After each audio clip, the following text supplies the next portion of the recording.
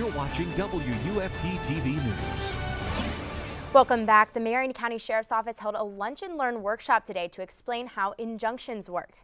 The lunch was in response to a horrible domestic violence case, a man accused of killing his ex with an axe. WUFT's Alex Ciccaroni sat in on the presentation and joins us now from the newsroom. Amanda Christia asked a court for protection in 2010, getting a permanent injunction against Durant Smith. They had a child together, and people familiar with the case say the two were back together when the attack took place in February. Not many people know what injunctions are or how long the process can take, but the Marion County Sheriff's Office wants to change that. There's different types. There's a domestic violence injunction, repeat injunction, stalking injunction, dating violence injunction, sexual violence. So it depends on what your situation is, but if you're in fear of your life or they've done something, you can try to file for an injunction to keep that person away from you, to make it more safe for you. After the Amanda Christia case, the city of Ocala was in shock. When she was killed, Amanda Christie, that touched a lot of us, not only the way she was killed, because that was horrific in itself, but she had had a permanent injunction in place since 2010. And getting an injunction is not easy. There's certain criteria you have to meet. So when that happened, we wanted to put something together to educate the community. Last year in Marion County alone, there were 2,500 domestic violence incidents reported and 900 injunctions filed. Authorities want people to realize there are legal options and more personal help available through special groups. The mere fact the numbers of people that came out today in the middle of the day indicates that there's a great interest and a need for this kind of knowledge to be shared with people. If you or someone you know is struggling in an abusive relationship or needs some help, there are often local community organizations that can help. In Ocala, there's a nonprofit organization called Break the Silence on Violence. Reporting live from the newsroom, Alex Ciccaroni, WUFT News. Thank you, Alex. IMAX and 3D movies are not the only option for moviegoers anymore. That's right. WUFT's entertainment reporter Elizabeth Del Carmen joins us now. Ladies, I have a feeling this new experience will give 3D movies some competition. A new type of experience for moviegoers is designed to put you right in the action. Move over 3D, now there's 4DX at the Regal Theater in Point Orlando. You don't just sit in your seat in the movie theater, your seat moves with the action. When it rains in the movie, it sprinkles on you. And fog, well, they've got that too. It's designed to give you a thrill and put you in sync with the movie. But the thrill comes with a price. A single ticket costs around $20. The John Wayne Cancer Institute has honored actor Vince Vaughn with its True Grit Humanitarian Award. The award is presented each year to an individual who embodies the American values characteristic of actor and philanthropist John Wayne. Vaughn received the award for his, quote, his generosity, commitment, and support of America's servicemen and women.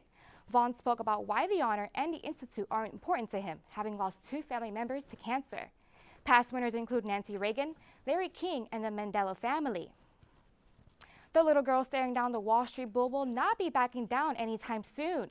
Debuted on International Women's Day, the bronze statue was only meant to stay for a week. The Fearless Girl statue has become quite popular since its installation earlier this month. Today, New York City Mayor Bill de Blasio said the artwork has inspired many people and fueled powerful conversations about women and leadership. The statue was supposed to be removed April 2nd, but the mayor says a longer-term permit will now allow it to remain through February 2018. Did the Power Rangers have enough power to bring down Beauty and the Beast at the box office? Here's the weekend's box office top 3. Kong Skull Island fell 1 spot to 3rd place. The film took in $14.4 million this past weekend and is now well over the $100 million mark. It's Morphin Time. Power Rangers showed power in its opening weekend, earning a whopping $40.5 million. The movie follows 5 ordinary teens who team up to fight an alien threat.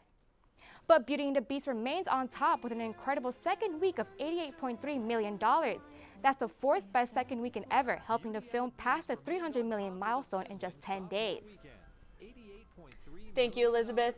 Amanda was telling us earlier about the warm temperatures we've seen lately. And it doesn't seem like those temperatures are going to drop anytime soon. UF forecaster Amanda Hawley joins us again from the Weather Center with more details. Amanda? Well, we have that high pressure that's in control across the southeast right now, and it's streaming in some moisture-filled air, some very warm moisture-filled air from the Gulf of Mexico. It's been in place for the past couple of days, and it's going to stay there at least for the next 2. Here's a look at it on satellite and radar. You can see it across South Florida there, but notice the winds, where they're coming from. That high pressure spins clockwise, and the winds are coming right out of the Gulf of Mexico, and the Gulf of Mexico waters are warm, and that is what's bringing us a few spotty showers on Storm Track radar right now. Just a couple of blips there on radar, nothing huge, not those sea breeze showers and thunderstorms just yet. We don't have enough moisture for those to form just yet. Just give it a couple months. We'll be seeing those for certain soon enough. Most areas tonight, though, will be dry. Here's a look at your hour-by-hour temperatures falling into the mid-60s by 10 p.m. and then into the upper 50s by the time you step out the door. Winds will be dying down, and that little bit of moisture in the air, that's going to allow some patchy fog to form across north central Florida. The best chances, though, will be up in the Panhandle near Live Oak and Perry. Not ruling out some patches, though, here in Alachua County and the surrounding areas. If you run into it, plan for a couple extra minutes on your way into work and use some caution on the roadways. Temperatures, though, in the morning, they're going to be quite mild out there. Temperatures will be in the upper 50s. They will start to warm up quickly on Tuesday and Wednesday, though. That high pressure is going to stay in control. Our skies are going to stay mostly sunny, and our temperatures are going to warm up quickly into the mid and upper 80s by Tuesday and Wednesday. By Thursday and Friday, though, that high pressure will start to break down. A weak front will be allowed to slide through the area, and it will increase our rain chances just a little bit out there. Not too much, not a weekend washout, because just in time for the weekend, another high pressure is going to build right back in. And for Saturday and Sunday, skies will be mostly sunny and temperatures will be warm once again in the mid 80s. Here's your afternoon highs on Tuesday: 86 right here in Gainesville, 85 over in High Springs, and 82 in Cross City. I can't rule out a spotty shower again along the nature coast here thanks to this onshore flow continuing, but most areas will be dry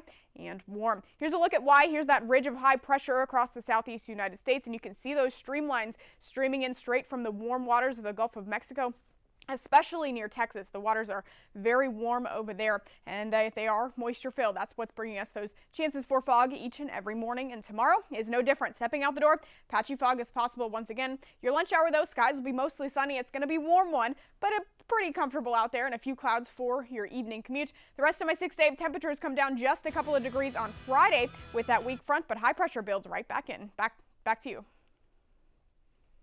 The Florida Gators season came to an end yesterday in the NCAA tournament. Eddie Amager is here to recap what went wrong. That's right. There were plenty of little mistakes, but when we come back, I'm going to tell you about that one big fatal error that sunk the team.